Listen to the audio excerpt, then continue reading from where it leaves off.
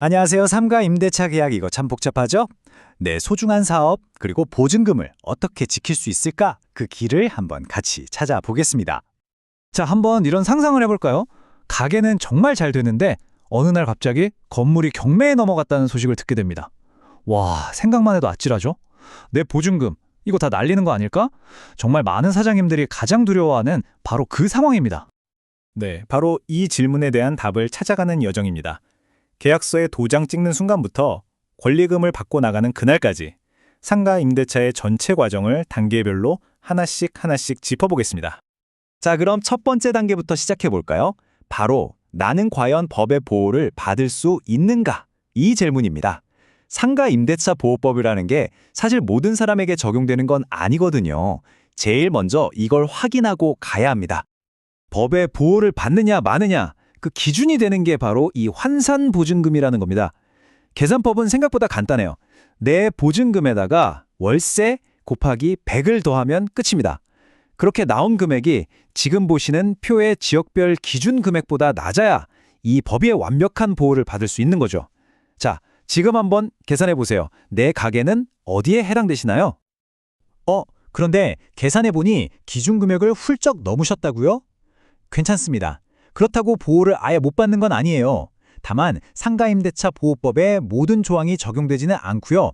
원칙적으로는 민법의 적용을 받게 됩니다. 그래서 이럴 때는 전세권 설정 등기나 임차권 등기 같은 추가적인 안전장치를 꼭 해두셔야 합니다. 자, 계약서에 도장 찍기. 바로 그 직전에 반드시 해야 할 일이 있습니다. 이게 바로 여러분의 첫 번째 방어선이에요. 먼저 등기부등본 딱 떼서 진짜 건물 주인이 맞는지 내 앞에 있는 사람이랑 신분증이 일치하는지 확인해야 하고요. 만약에 부인이나 아들이 대신 나왔다. 그럼 반드시 위임장이랑 인감증명서 이 두 가지를 세트로 확인하셔야 합니다. 이거 진짜 별거 아닌 것 같아도 나중에 엄청 큰 사고를 막아줍니다. 좋습니다. 이제 계약의 가장 중요한 부분이죠. 바로 돈 문제입니다. 보증금, 월세, 그리고 아주 중요한 권리금까지 하나씩 자세히 뜯어보겠습니다. 자, 이 표를 한번 보세요. 되게 재밌는 점이 보이지 않나요?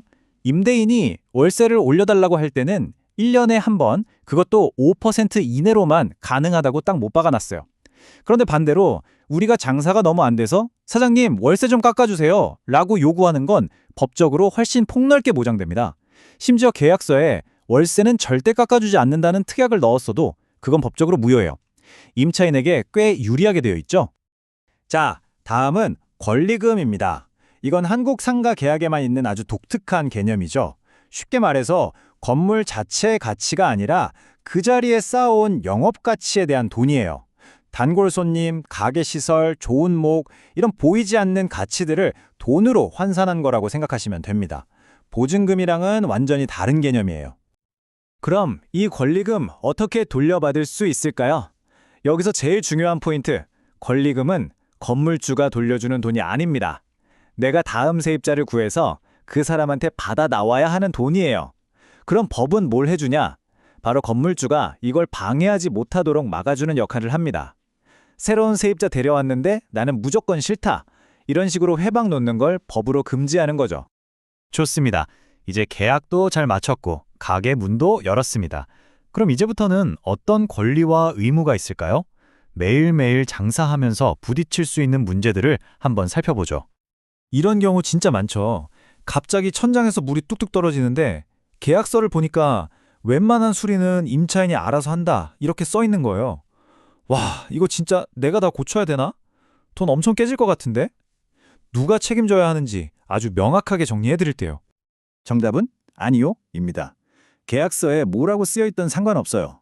법적으로 건물의 기본적인 설비, 예를 들어서 보일러가 터졌다거나 벽에 금이 갔다거나 지금처럼 물이 새는 이런 큰 문제는 전부 임대인 책임입니다. 임대인은 임차인이 장사를 제대로 할 수 있는 상태로 건물을 유지해줘야 할 의무가 있거든요. 우리가 책임지는 건 전등을 간다거나 하는 그런 사소한 것들이죠. 자, 이제부터는 정말 예상치 못한 위기 상황에 대한 이야기입니다. 만약에 갑자기 건물 주인이 바뀌면 어떻게 될까요? 내 계약은 어떻게 되는 걸까요? 어느 날 갑자기 새 건물주가 나타나서 나는 당신이랑 계약한 적 없으니 당장 가게 빼세요 라고 한다면? 와, 정말 상상만 해도 눈앞이 캄캄해지죠. 하지만 걱정 마세요. 이럴 때 우리를 지켜주는 아주 강력한 법적 방패가 있습니다.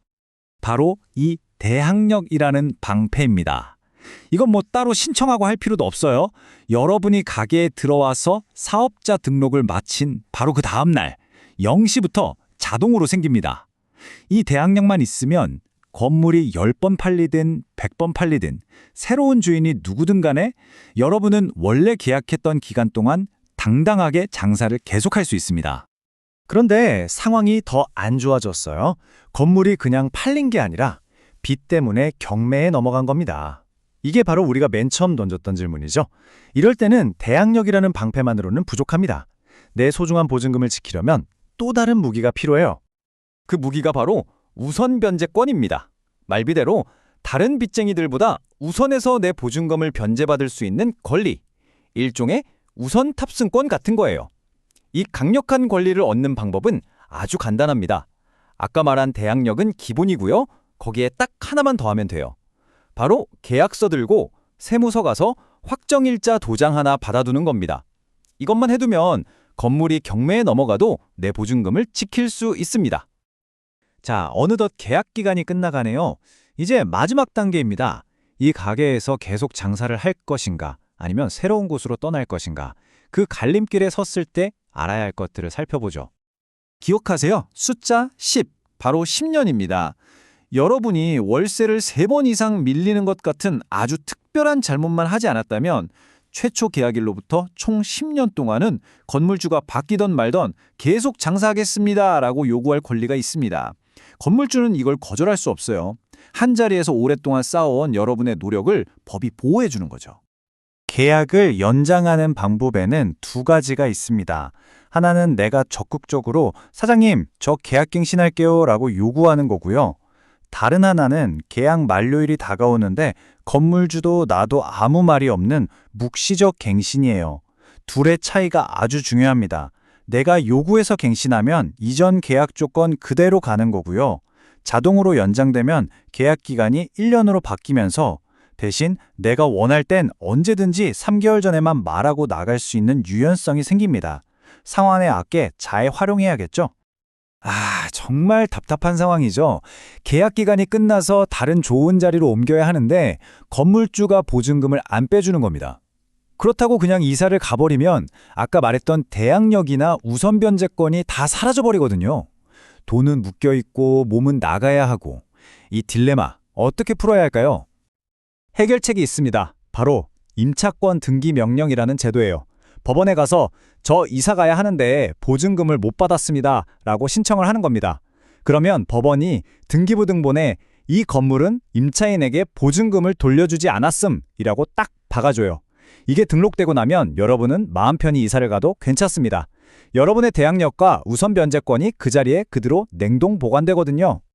자, 이렇게 계약의 시작부터 끝까지 상가 임차인의 전체 여정을 함께 따라와 봤습니다. 법은 우리에게 아주 강력한 방패를 줬지만 그 방패를 제대로 사용하려면 결국 내가 알고 챙겨야 합니다. 지금 당장 서랍 속에 넣어둔 내 가게 계약서를 한번 꺼내보세요. 오늘 이야기 나눈 것들 중에서 가장 먼저 확인해보고 싶은 것은 무엇인가요?